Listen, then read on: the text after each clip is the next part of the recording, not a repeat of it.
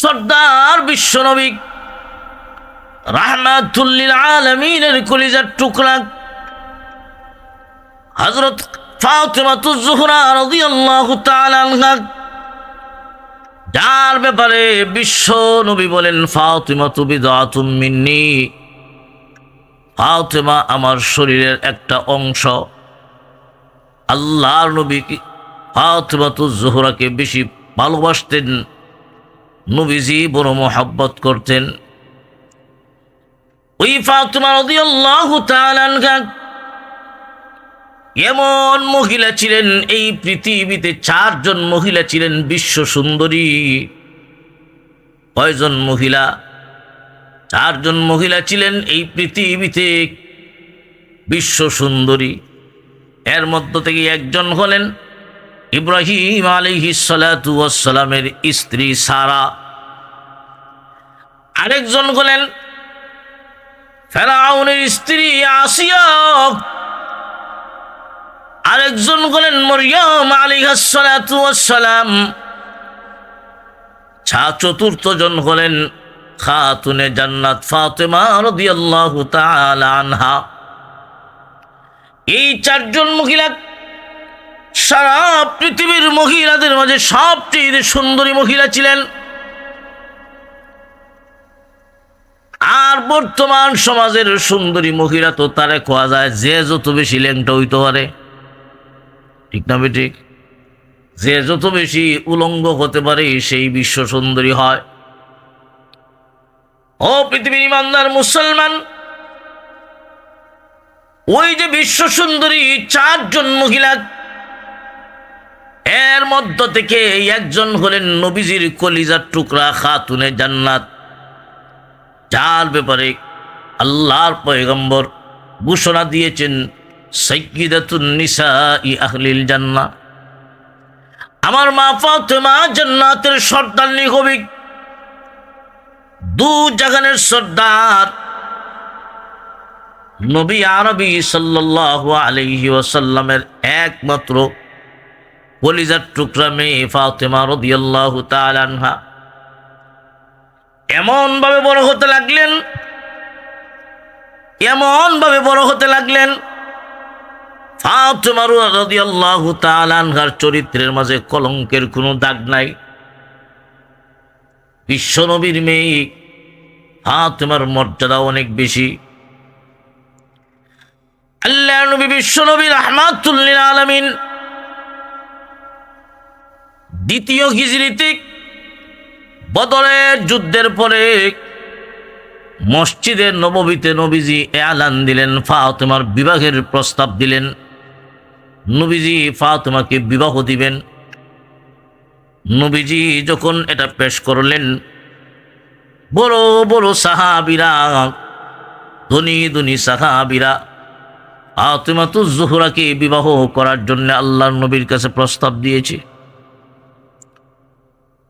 মদিনার বড় বড় ধনী বড় বড় সাহাবীরা পর্যন্ত, আবু বকর সিদ্দিক পর্যন্ত প্রস্তাব দিয়েছেন। ওসমান গনি রাদিয়াল্লাহু তাআলা আনহু প্রস্তাব দিয়েছেন। নবীজি কারো প্রস্তাব গ্রহণ করলেন না। সাহাবায়ে কেরামের প্রস্তাব, কারো প্রস্তাব নবীজি গ্রহণ করলেন না। নবীজি কার জন্য যেন অপেক্ষা করতেছেন বোঝা যায়। ওইদিকে নবীজির সাহাবী উসমান গনি রাদিয়াল্লাহু তাআলা আনহু, উনি আলী রাদিয়াল্লাহু তাআলা আনহুর কাছে এসে বলেন, আলী রে, তুমি যাও বিশ্ব নবীর কাছে, তুমি গিয়া প্রস্তাব দেও। হয়তো আল্লাহর পয়গম্বর তোমার জন্যই অপেক্ষা করতেছেন, তুমি প্রস্তাব দিবে আর নবী তোমার প্রস্তাবটা গ্রহণ করবেন। আলী রাদিয়াল্লাহু তাআলা আনহু, উনারও তো মনে চায় তোমাকে বিবাহের জন্য প্রস্তাব দিবেন, কিন্তু সাহস পান না, কেমনে দিবেন? টাকার মতো তো কোনো ঘর নাই, কোথায় থাকবেন? বিশ্ব পয়গম্বরের মেয়েকে কোথায় রাখবেন? এই ঘরটাই তো হযরত আলীর নাই। আলী তো নিজেই থাকেন বিশ্ব নবীর কাছে। যুবকদের মধ্য থেকে, বালকদের মধ্য থেকে সর্বপ্রথম যিনি ইসলাম গ্রহণ করেছেন তিনি হলেন আলী রাদিয়াল্লাহু তাআলা আনহু। মক্কায় যার বাড়ি, হিজরত করে মদিনাতুল মুনাওয়ারাতে গিয়েছিলেন। মদিনাতুল মুনাওয়ারা, আলী রাদিয়াল্লাহু তাআলা আনহু ইসলামের প্রথম মুসলমান। আল্লাহর নবী যখন হিজরত করবেন মদিনাতুল মুনাওয়ারায়, হযরত আলী রাদিয়াল্লাহু তাআলা আনহুকে নবীজির বিছানায় শোয়াইয়া দিলেন। আলী রে, মক্কার মানুষের আমানত আমার কাছে আসে। মক্কার মানুষের অনেক কাফির মুশরিকের আমানতের অংশ আমার কাছে জমা আছে। তাদের আমানতগুলা সঠিকভাবে পৌঁছায়া দিয়া তুমিও মদিনায় চলে আসবা। ওইদিকে কাফেররা আগ থেকে ষড়যন্ত্র করে রেখেছিল বিশ্ব নবীকে একেবারেই দুনিয়ার থেকে উৎখাত করে দিবে, দুনিয়ার থেকে বিদায় করে দিবে। আল্লাহ পাক তো বিশ্ব নবীকে জানাইয়া দিয়েছেন, নবী আর মক্কাতে থাকতে পারবেন না, হিজরত করুন মদিনাতুল মুনাওয়ারা। আল্লাহর নবী মদিনায় চলে যাবেন আল্লাহর হুকুমে। ওইদিকে নবীজির কাছে যে আমানত রাখা ছিল মক্কার মানুষের, ওই আমানত, তাদের আমানত যিনারা রেখেছেন তাদেরকে বুঝাইয়া দেওয়ার জন্যে হযরত আলী রাদিয়াল্লাহু তাআলা আনহুকে রেখে গেছেন। বেঈমান কাফেররা নবীজির ঘর ঘেরাও করে রেখেছে। আল্লাহ পাক রব্বুল আলামিন তখন বিশ্ব নবীকে হুকুম দিলেন, নবী যান, আপনি এক মুষ্টি মাটি নিয়া নবীজি সূরাতুল ইয়াসিন ফাআগশাইনাহুম ফাহুম লা ইউবসিরুন পর্যন্ত তেলাওয়াত করে ওই বালিতে ফু দিয়া নবীজি উড়াইয়া মারলেন। মহান আল্লাহ এই দুলু বালি প্রত্যেকটা কাফের মুশরিকের চোখে আল্লাহ ফেলে দিছে। মক্কার মুশরিকেরা নবীজির ঘর ঘেরাও করে রেখেছিল। যখন চোখের মাঝে দুলি বালি পড়েছে, সকলেই এক একজনের হাত ছেড়ে দিয়া সকলেই চোখ এইভাবে কসলায়। আর এর ফাঁক দিয়া আল্লাহ পাক রব্বুল আলামিন বিশ্ব নবীকে কাফির মুশরিকের বেষ্টনী থেকে বের করে দিয়েছে। ওইদিকে শেষ পর্যন্ত বেঈমান কাফেররা মুশরিকেরা যখন নবীজির ঘরে নবীজিকে হত্যা করবে, তারা তো বুঝতে পারে নাই নবীজি যে চলে গেছেন। শয়তান ঘোষণা দিতেছে, তোমরা যার জন্য অপেক্ষায় মুহাম্মদ তুই কেন নাই। মক্কার মুশরিকেরা ঘরে প্রবেশ করে দেখি নবীজির বিছানায় হযরত আলী শুয়ে আছেন। কিন্তু আলী মনে মনে ভাবতেছেন, মক্কার মুশরিকেরা আমাকে মুহাম্মদুর রাসূলুল্লাহ মনে করে আমার উপর আঘাত করে আমাকে দুনিয়ার থেকে বিদায় করে দিবে। আলী ৯৯% এই ইয়াকিন আর বিশ্বাস যে আমাকে বিশ্ব নবী মনে করে আমাকে হত্যা করে ফেলবে। আলী রাদিয়াল্লাহু তাআলা আনহু বলেন, আল্লাহর নবীর বিছানায় শুয়ে যদি আমি মুহাম্মদুর রাসূলুল্লাহ মনে করে আমাকে হত্যা করে ফেলেই, তবু আমি আলীর জীবন সার্থক হয়ে যাবে। মক্কার মুশরিকেরা ঘরে ঢুকে দেখে আল্লাহর নবীর বিছানায় আলী। জিজ্ঞাসা করলো, মুহাম্মদ কোথায়? আলী রাদিয়াল্লাহু তাআলা আনহু বলেন, চলে গেছেন, মুহাম্মদ তো নাই। মুহাম্মদ এখানে নাই, উনি তো আগেই, নবী তো আগেই চলে গেছেন। তখন মক্কার মুশরিকেরা কয়, কোন দিকে গেলেন মুহাম্মদ? আমরা তো বুঝতেই পারলাম না। মহান আল্লাহ যদি কাউকে বাঁচাতে চায়, দুনিয়ার কেউ তাকে হত্যা করতে পারবে না। ও মুসলমান ইমানদার, আল্লাহ পাক রব্বুল আলামিন বিশ্ব নবীর 24 ঘন্টার পাহারাদার, নবীজির বডির পাহারাদার স্বয়ং মহান আল্লাহ। আল্লাহ যদি পাহারাদারি নেন, দুনিয়ার কেউ তাকে হত্যা করতে পারবে না। আলী রাদিয়াল্লাহু তাআলা আনহু নবীজির বিছানায় যে শুইলেন, এই কথাটা আলী রাদিয়াল্লাহু তাআলা আনহুর মনের ভিতরে ছিল। আজকেই রাত, আজকের রজনী হয়তো আমার জীবনের শেষ রজনী, কিন্তু মুহাম্মদুর রাসূলুল্লাহর বিছানায় যদি মরতে পারি, আমি আলীর জীবন সার্থক হয়ে যাবে। আলী রাদিয়াল্লাহু তাআলা আনহু আমানতের টাকাগুলা মানুষের কাছে পৌঁছায় দিয়া উনিও হিজরত করলেন মদিনায়। ওই মদিনাতুল মুনাওয়ারাতে হযরত আলীর টাকার মতো গণ নাই, নবীজির কাছে থাকতেন। উসমান গনি রাদিয়াল্লাহু তাআলা আনহু আলীকে বলতেছেন, আলী তুমি যাও না, তুমি গিয়ে প্রস্তাব দাও তোমার বিবাহের জন্য, তোমাকে বিবাহের প্রস্তাব দাও, নবী হয়তো তোমার জন্য অপেক্ষা করতেছেন। কন্যা আল্লাহু আকবার। আলী রাদিয়াল্লাহু তাআলা আনহু মনে মনে ভাবতেছেন, আমি প্রস্তাব দিতাম, আমার নিজেরই টাকার মতো ঘর নাই, আমিই থাকি মুহাম্মদুর রাসূলুল্লাহর ঘরে, আমি কি খাবো আগামীকাল এটাই নাই। উসমান গনি রাদিয়াল্লাহু তাআলা আনহু বলেন, যাও তুমি যাও, প্রস্তাব দিয়া দেখো, আমাদের মনে হয় আল্লাহর রাসূল তোমার প্রস্তাবের অপেক্ষাই করতেছেন। আল্লাহু আকবার। আলী রাদিয়াল্লাহু তাআলা আনহু সাহাবীদের পরামর্শে, বিশেষ করে উসমান গনি রাদিয়াল্লাহু তাআলা আনহুর পরামর্শ এবং উৎসাহ নিয়া নবীজির কাছে গেছেন। নবীজির কাছে গিয়া বলেন, ইয়া রাসূলুল্লাহ, আল্লাহর নবী বলেন, কে রে আলী? যেই মাত্র নবীজি কেছেন আলী, এমনি আলী রাদিয়াল্লাহু তাআলা আনহু কি বলবেন আবার উল্টা ফিরে আসছেন। নবীজি যখন জিজ্ঞাসা করলেন, কি রে আলী, আলী কি বলবেন, বলার মতো কোনো সাহস পান না, মসজিদ থেকে বের হয়ে গেলেন। আবার গেছেন, আবারও গিয়া বলেন, ইয়া রাসূলুল্লাহ। নবীজি মাথা উঠায় বলেন, আলী আইছো?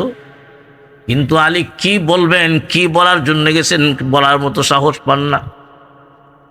আবার তৃতীয়বার আলী রাদিয়াল্লাহু তাআলা আনহু নবীজির কাছে গিয়া যখন হাজির হলেন, আল্লাহর নবী নিজের থেকেই বলেছেন, আলী রে, তুমি কি বলতে চাও বলো না কেন? তুমিও কি তোমার বিবাহের প্রস্তাব নিয়ে আইছো নাকি? হযরত আলী বলেন, আমারও তো মনে চায়। আল্লাহর রাসূল বলেন,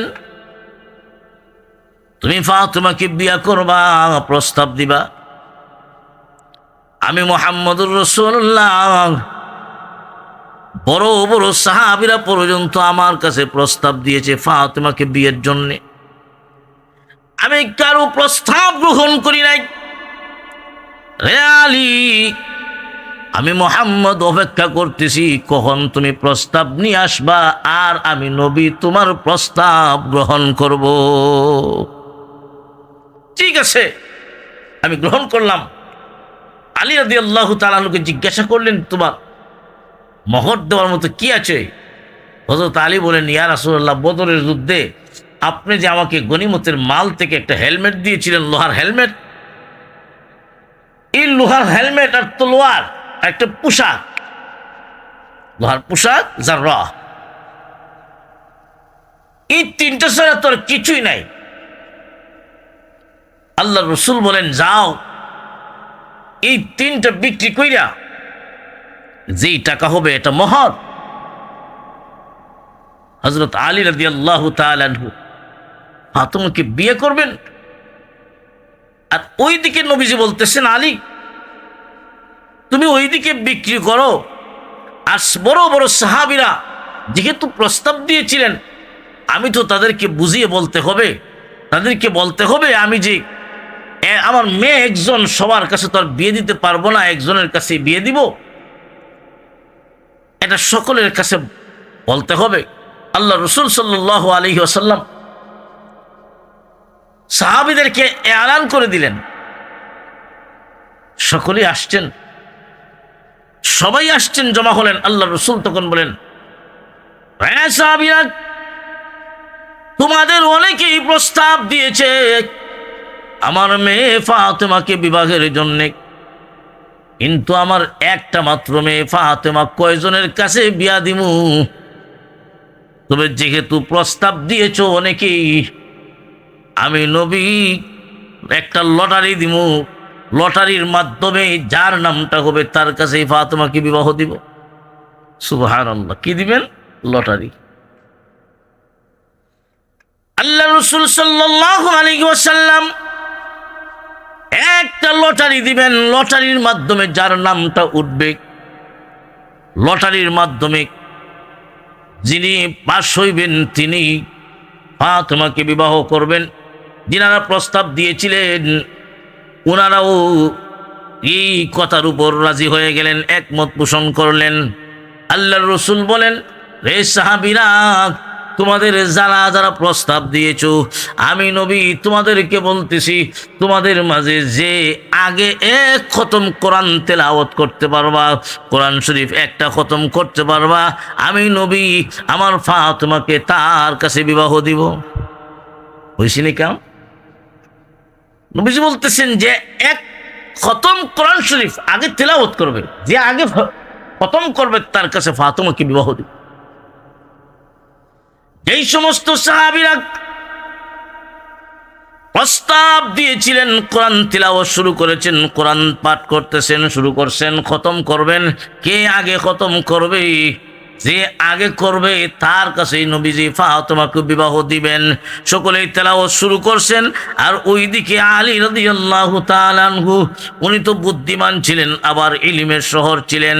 আলী রাদিয়াল্লাহু তাআলা আনহু কিছুক্ষণ পরেই নবীকে ডাক দিয়া বলেন, কাদ খাতামতুল কোরআন ইয়া রাসূলুল্লাহ, আল্লাহর নবী গো, আমি তো কোরআন খতম করে ফেলেছি, আমি তো কোরআন খতম করে ফেলেছি।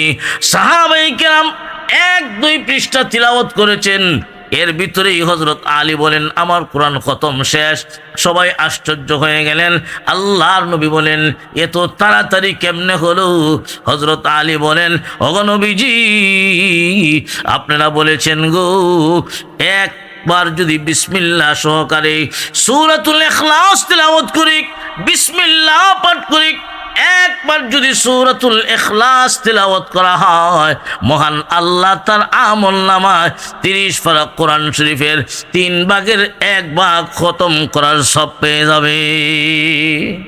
আপনারা বলেছেন যে সূরাতুল ইখলাস হলো কোরআনের 3 ভাগের 1 ভাগ, আর 3 বার যদি কেউ তিলাওয়াত করে তার আমলনামায় 1 খতম কোরআনের সব দেওয়া হয়।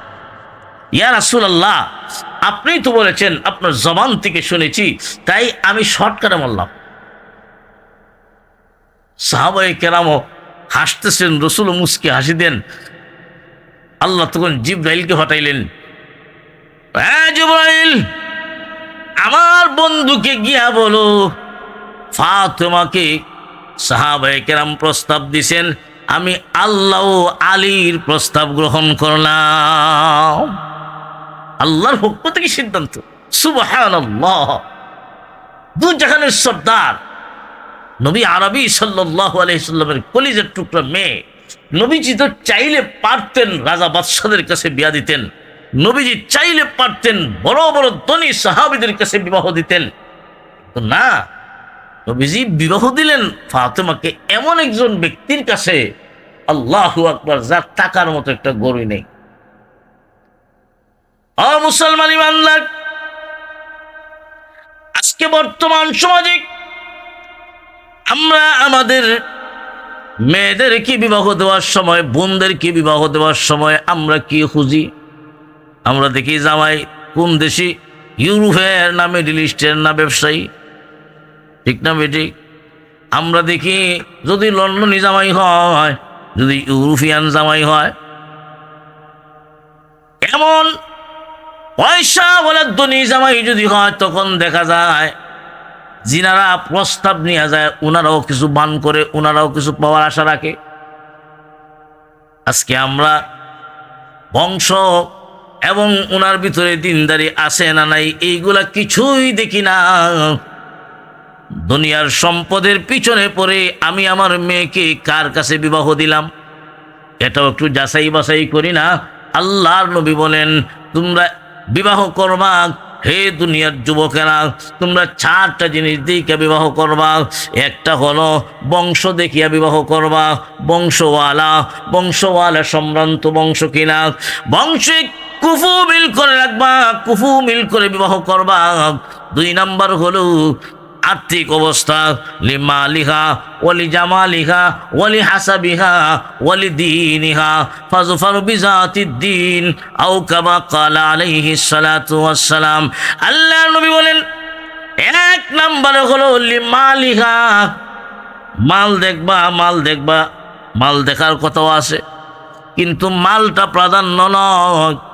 2 নাম্বার হলো লি জামালিহা, সৌন্দর্য দেখবা। 3 নাম্বার হলো ওয়ালি হাসাবিহা, বংশ দেখবা কোন বংশের মেয়ে। 4 নাম্বার হলো ওয়ালি দীনিহা, দিনদারি আছে না নাই এটা দেখবা।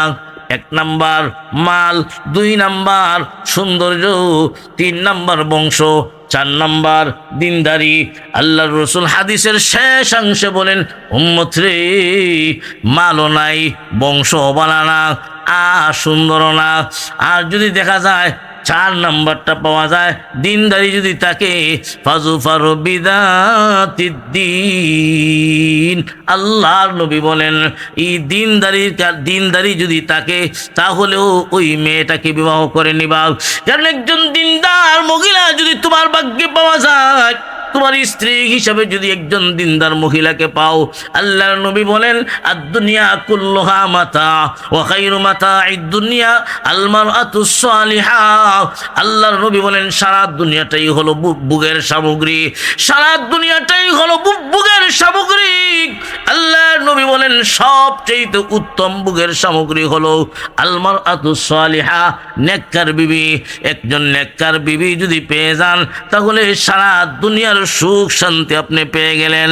আর ধন পাইছেন, জন পাইছেন, সব পাইছেন। আর একজন দিনদার স্ত্রী যদি না পান, ধন জন সব কিছু পেয়েও আপনার পরিবারে জাহান্নামের আগুন দাউ দাউ করে জ্বলবে। ঠিক তবে ঠিক? ও মুসলমান ইমানদার, এই জন্যে আপনি আমি মুসলমান, আমরা বিবাহ শাদী, আমার ছেলে মেয়েকে আমি বিবাহ শাদী দিব, করাবো। আমার ছেলেকে আমি বিবাহ করাবো, আমার মেয়েকে আমি বিবাহ দিব। আল্লাহর নবী বলেন, দিনদারিটা দেখবা আগে, দিনদারি আছে না নাই। দিনদারি যদি থাকে, কিছুই লাগবে না, তোমাদের আত্মীয়তা করে নিবা। আল্লাহর নবী খাতুনে জান্নাত ফাতেমাকে বিবাহ দিবেন এমন একজন ব্যক্তির কাছে, যার কিছুই নাই, টাকার মতো ঘর নাই, খাবার মতো কিছু নাই, ওনার তো দেখা যায় মোহর দেওয়ার মতো কিছু নাই। আল্লাহর নবী বলেন, আলী রে, তোমার যে লোহার পোশাক আর তোমার যে হেলমেট, মাথায় পরার যে লোহার হেলমেট, এই হেলমেট এবং তলোয়ার, এই 3টা বিক্রি কইরা আনো, যা পাওয়া যাবে এটাই হবে আমার মা ফাতেমার মোহর। হযরত আলী রাদিয়াল্লাহু তাআলা আনহু বিক্রি করার জন্য রওনা হয়ে গেলেন হযরত উসমান রাদিয়াল্লাহু তাআলা আনহুর সামনে। কোথায় যাও? এইগুলা বিক্রি করার জন্য যাই। হযরত উসমান রাদিয়াল্লাহু তাআলা আনহু বলেন, কত টাকা? আলী রাদিয়াল্লাহু তাআলা আনহু বলেন, কত টাকা আমি আপনার কাছে কেমনে বলি? আপনার যা মন চাই দিয়া দেন, যা মনে চাই দিয়া দেন। উসমান গনি রাদিয়াল্লাহু তাআলা আনহু হযরত আলীকে 40 দিরহাম দিয়েছিলেন। 40 দিরহাম।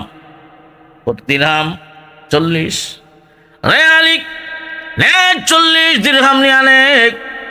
আলী রাদিয়াল্লাহু তাআলা আনহু 40টা দিরহাম নিয়ে চলে আসবেন। উসমান গনি রাদিয়াল্লাহু তাআলা আনহু বলেন, আলী রে, তোমার যুদ্ধের পোশাকটা নিয়ে যাও, হেলমেট নিয়ে যাও, আর তলোয়ার নিয়ে যাও, টাকাও নিয়ে যাও, 40 দিরহামও নিয়ে যাও। আমি এই 40 দিরহামের বিনিময়ে এই জিনিস রাখবো না, জিনিসও তোমার, 40 দিরহামও তোমার। সুবহানাল্লাহ। আলী রাদিয়াল্লাহু তাআলা আনহু 40 দিরহাম নিয়া, লোহার পোশাক নিয়া, আর তলোয়ার এবং হেলমেট নিয়া আল্লাহর নবীর কাছে গেছেন। আল্লাহর নবী জিজ্ঞাসা করেন, কার কাছ থেকে আনছো? আলী রাদিয়াল্লাহু তাআলা আনহু সম্পূর্ণ ঘটনা বর্ণনা করলেন। আল্লাহর নবী তখন খুশিতে দাঁড়ায় গেছেন। আমার উসমান নবীজি দাঁড়ায় গেছেন। নবীজি বেশি খুশি হলে নবীজি বসা থাকলে দাঁড়িয়ে যেতেন। আল্লাহ নবী সাল্লাল্লাহু আলাইহি ওয়াসাল্লাম তখন ফাতিমা রাদিয়াল্লাহু তাআলা আনহুর বিবাহের আয়োজন করবেন। বিবাহের আয়োজন কি করবেন? দু জাহানের বাদশা নবীর কলিজার টুকরা মেয়ে ফাতিমা, দু জাহানের সর্দারের মেয়ে ফাতিমার বিবাহের আয়োজন কি দিয়া হবে রে? খুরমা আর খেজুর হলো ফাতিমার বিবাহের আয়োজন। আল্লাহু আকবার, আল্লাহু আকবার। আল্লাহর নবী চোখ থেকে পানি ছেড়ে ছেড়ে কাঁদ। খুদা গো, আমি না দু জাহানের সর্দার, আমার মেয়ে ফাতিমার বিবাহের অনুষ্ঠান আল্লাহ কয়েকটা কুরমার খেজুর দ্বারা। আল্লাহ নবী চোখ থেকে পানি ছেড়ে ছেড়ে কান্দে। এমনি আল্লাহ পাক জিবরাইলকে পাঠাইয়া দিলেন, রে জিবরাইল, আমার বন্ধুকে গিয়া বলো তোমার বিবাহের আয়োজন, বিবাহের অনুষ্ঠান সাহাবীরা এই দুনিয়াতে খুরমা আর খেজুর দ্বারা করতেছে। ও পয়গম্বর, তোমার বিবাহের অনুষ্ঠান আকাশের ফেরেশতারা সেখানে করতেছে। সুবহানাল্লাহ। ও মুসলমান ইমানদার, ইয়ে তো গরিব আর দরিদ্র। হযরত আলী রাদিয়াল্লাহু তাআলা আনহু নবীজির কলিজার টুকরা মেয়ে ফাতিমাকে বিবাহ দিলেন। নবীজি বিয়া দিয়া দিলেন। নবীজি এখানে আর একটা কথা, বিয়ে দেওয়ার আগে নবীজি সর্বপ্রথমেই উনার মা ফাতিমার কাছে গিয়ে প্রস্তাব দিলেন, ফাতেমা, আমি তোমার আব্বা তোমার জন্য আলীকে পছন্দ করছি। প্রস্তাব দিলেন। ফাতিমা রাদিয়াল্লাহু তাআলা আনহা কোনো কথা বলেন না, চুপ থাকলেন। চুপ থাকাটা সম্মতির লক্ষণ। আস-সুকুতু তাদুল্লু আলার রিজা। চুপ থাকা হলো সম্মতি, আমি রাজি আছি, এটার লক্ষণ। ফাতিমা রাদিয়াল্লাহু তাআলা আনহা কথা বললেন না, এতে বুঝাইয়া দিলেন আমি রাজি আছি। আর আমরা দেশে যদি বর্তমান সমাজে যদি বাবা অথবা গার্জেন যদি কয় তোমার জন্য মুখে পছন্দ করছি, তখন আমরা দেশের মেয়েরা কয় আমার 5 বছর আগেই নিজে নিজে পছন্দ করা আছে। ঠিক না বেটি?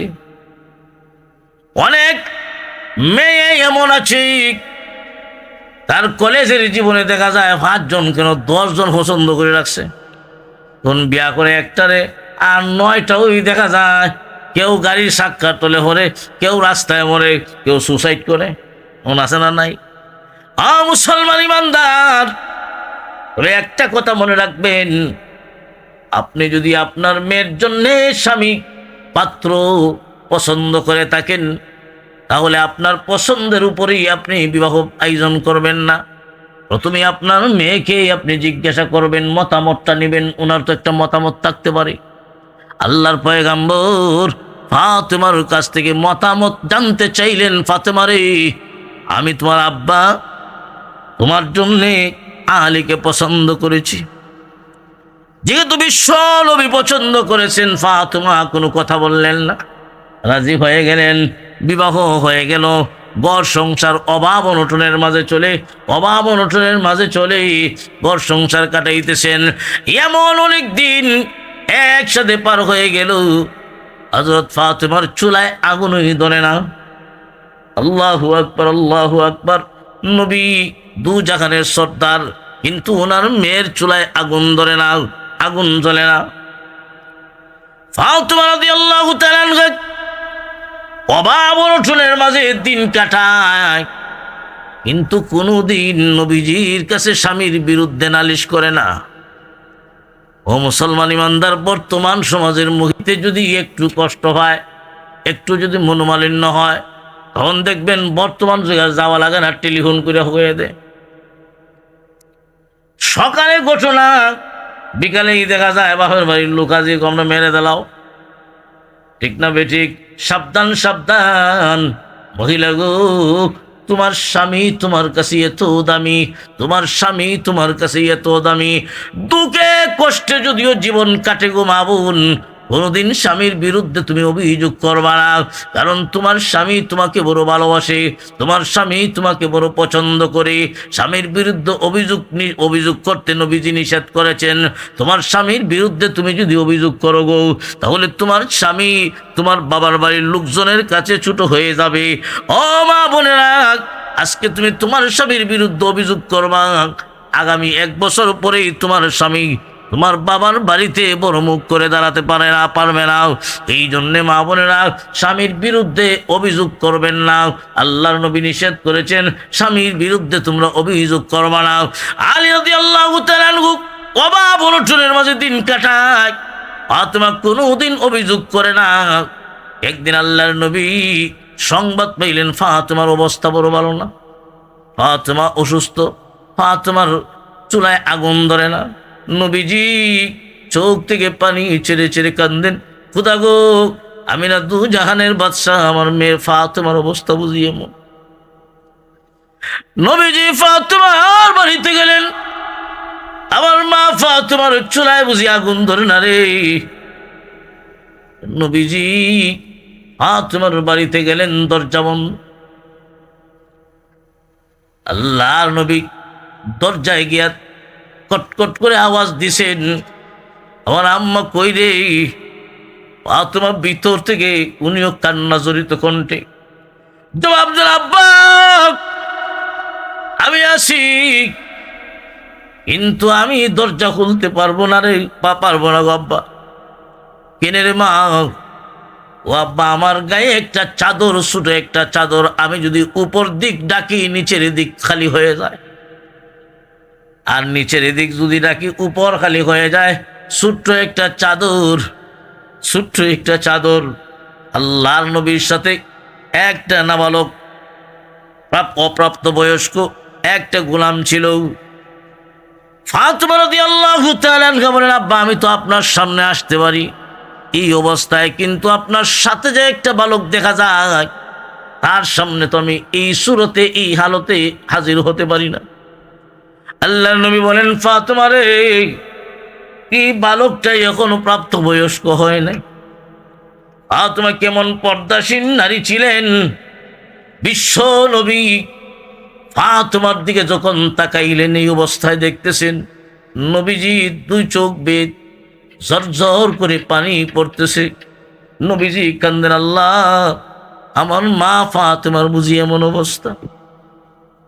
এমনি আল্লাহ পাক রব্বুল আলামিন জিবরাইলকে পাঠিয়ে দিলেন, রে জিবরাইল, যাও আমার বন্ধুকে সুসংবাদ দিয়া দাও, ফাতেমাকে স্বজন প্রীতির কারণে নয়, স্বজন প্রীতি করে নয়, মুহাম্মদুর রাসূলুল্লাহর মেয়ে হওয়ার কারণে নয়, ফাতেমার আমলের কারণে আমি আল্লাহ জান্নাতের মহিলাদের সর্দারনি বানাইয়া দিলাম। আল্লাহু আকবার।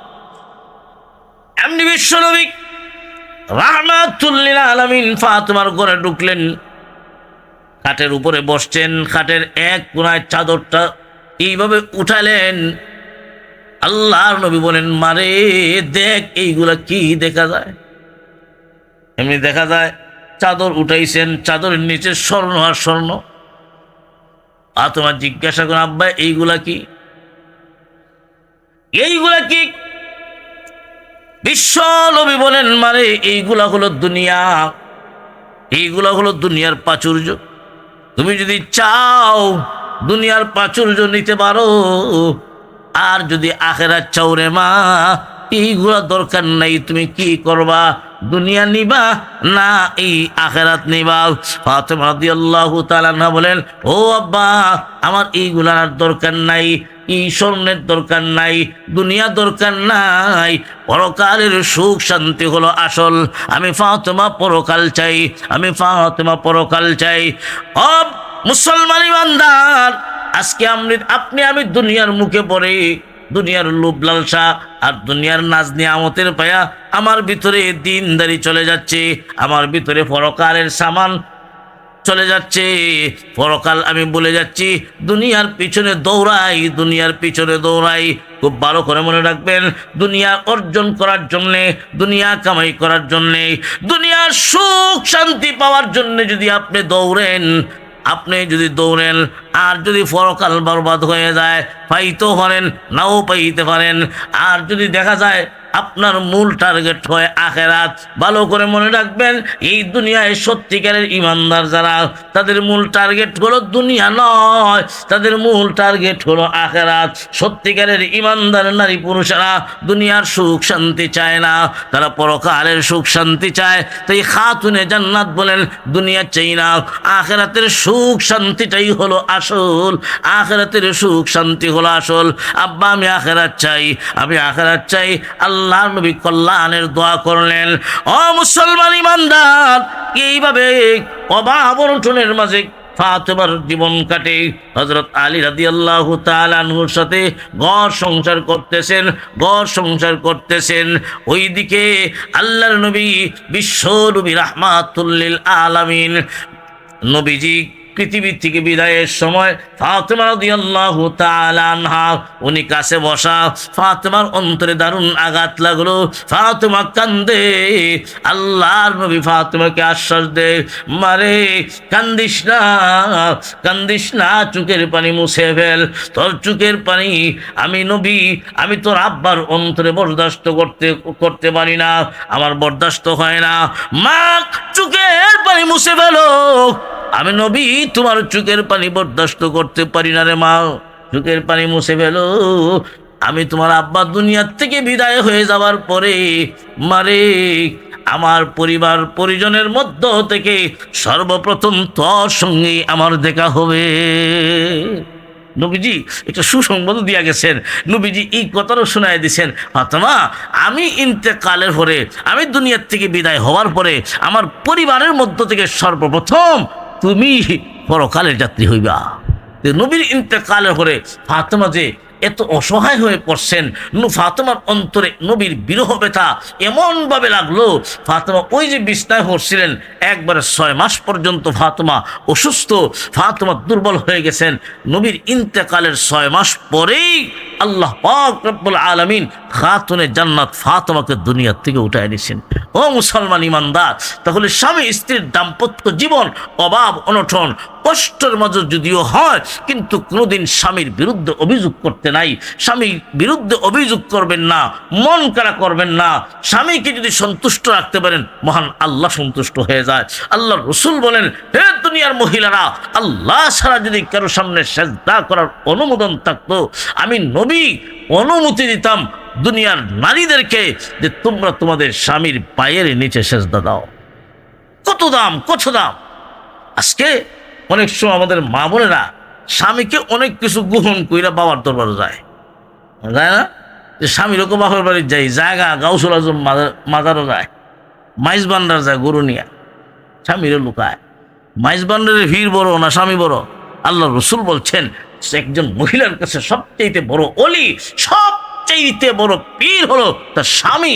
স্বামী যদি স্ত্রীর জন্য দোয়া করে, আল্লাহু আকবার, আল্লাহ রসুল বলেন, কোন স্ত্রী মারা যাওয়ার পরে তার স্বামী যদি তার উপর সন্তুষ্ট থাকে, স্বামী যদি কয় আমার বউ বড় ভালো ছিল, আল্লাহ রসুল বলেন জান্নাত ওয়াজিব হয়ে যাবে। সুবহানাল্লাহ, না আল্লাহু আকবার। আল্লাহ রাসূল বলেন, ক্বালা নবী সাল্লাল্লাহু আলাইহি ওয়াসাল্লাম, আল মারআতু ইযা সাল্লাত খামসাহা ওয়া সামাত শাহরাহা ওয়া আহসানাত ফারজাহা ওয়া আতাআত বালাহা ফালতাদখুল মিন আইয়ি আবওয়াবিল জান্নাতি শাআত আও কামা ক্বালা আলাইহি সালাতু ওয়াস সালাম। আল্লাহর নবী বলেন, এই দুনিয়ার কোন মহিলা যদি 4টা গুণ অর্জন করতে পারে, 4টা গুণ যদি নিজের মাঝে ফিট করতে পারে, 1 নাম্বার হলো 5 ওয়াক্ত নামাজ সময় মতো আদায় করা, 2 নাম্বার হলো ওয়াসামাত শাহরাহা রমজান মাসের রোজা রাখা, 1 নাম্বার হলো 5 ওয়াক্তের নামাজ, 2 নাম্বার হলো রমজান মাসের রোজা। রোজা আর নামাজ এই দুটোটার মাঝে সারা দুনিয়ার নারী পুরুষ, ধনী হোক গরিব হোক, সকলের উপর সমানভাবে ফরজ। মুসলমান, 5 ওয়াক্ত নামাজ আর রমজান মাসের রোজা। ও আহসানাত ফারজাহা, 3 নম্বর হলো সতীত্বের হেফাজত করা, পর্দা মতে চলা। 4 নম্বর হলো ও আতাআত বালাহা, স্বামীর আনুগত্য করা, স্বামীর কথা মানা, স্বামীর কথায় তর্ক ধরতে নাই, স্বামীর কথার জবাব দিতে নাই। স্বামী তোমাকে একটা কটুর কথা বলছে, তুমি পাল্টা কটুর কথা বলবে, জবাব দিবে, এমন সাহস করিও না। ও দুনিয়ার মা বোনেরা, তোমাদের স্বামীকে যদি সন্তুষ্ট রাখতে পারো গো, আল্লাহর পয়গম্বর বলেছেন এই 4টা গুণ যদি তোমার মাঝে হাসিল হয়ে যায়, 4টা গুণ যদি অর্জন করতে পারো, কিয়ামতের কঠিন ময়দানে মহান আল্লাহ জান্নাতের 8টা দরজা খুলে দিবেন ওই সমস্ত মা বোনদের জন্য যাদের মাঝে 4টা গুণ থাকবে। আল্লাহ পাক রব্বুল আলামিন জান্নাতের 8টা দরজা খুলে দিবেন, প্রত্যেকটা দরজা থেকে আহ্বান করা হবে ওয়েলকাম, এদিকে আও, এদিকে আও, আল্লাহু আকবার। প্রত্যেকটা দরজা থেকে আহ্বান করবে, আমার দিকে আসুন, আমার দিকে আসুন। আল্লাহর নবী বলেন ফালতাদখুল মিন আইয়ি আবওয়াবিল জান্নাতি শাআত। উম্মত রে, ওই কিয়ামতের কঠিন ময়দানে ওই মহিলা জান্নাতের 8টা দরজার মধ্য থেকে যেই দরজা দিয়ে ইচ্ছা ওই দরজা দিয়ে আল্লাহর তৈরি জান্নাতে ঢুকবে। আল্লাহ পাক রব্বুল আলামিন আমাদের সবাইকে, আমাদের মা বোনদেরকে এই 4টা গুণ অর্জন করে দুনিয়ার জীবন পরিচালনা করার তৌফিক দান করুক। সকল